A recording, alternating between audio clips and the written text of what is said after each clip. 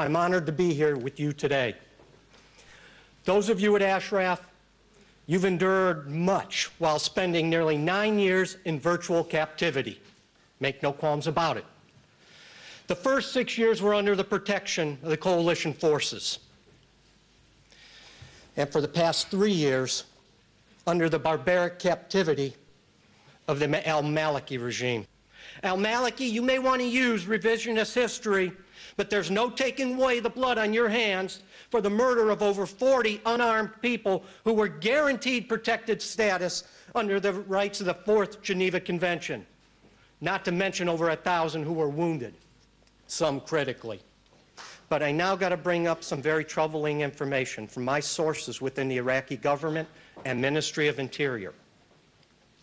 My Iraqi friends tell me that not only was Camp Liberty looted, vandalized, and pilfered away, and that a small facility was constructed as a prison facility, not to house all 3,400 members of the MEK. Well, Secretary Clinton, if it's not so, let's verify that. I'll personally fly to Baghdad and take a look, and I will report back. And this will cost U.S. taxpayers nothing.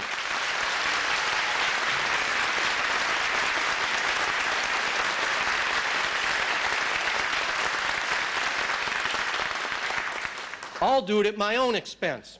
President Obama, send me as a former general who is very familiar with Camp Liberty, having lived there too, and knows what it takes to billet thousands of people while providing for minimum essentials for hygiene, quality of life, food. Oh, let's talk about quality of life.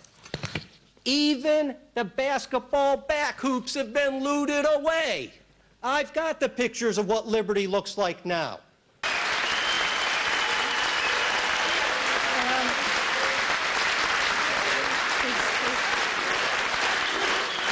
As my father said, my name is Sarah Phillips, and I am his daughter. I'd like to tell you a little bit of history about how I came to learn about the people of Ashraf. It was that day that I learned about these brave women, and actually what was almost more shocking to me is the fact that it wasn't just women, there was men standing at their side in defiance of tyranny. I learned about the Mujahideen Nikak, and I begged my father, I begged him, let me meet these women. Even better, let me take their mantle and let me fight with them. They'd managed to not only break stereotypes and roles, but they'd overcome insurmountable odds to rise up to a position of authority and power. These women and men of the MEK believe in democracy and equal rights. When he began to realize that the people of Camp Ashraf were not terrorists, he began to advocate for them and urge me to pass along what information I could.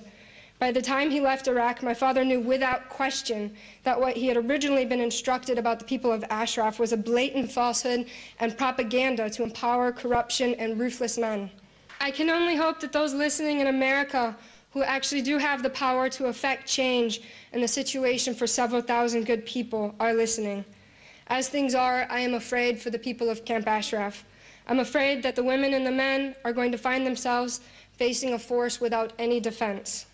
If all I can offer standing here today as a weapon for them is my voice, then I shout for their removal off the terrorist list. These people are good. They are not terrorists. Thank you.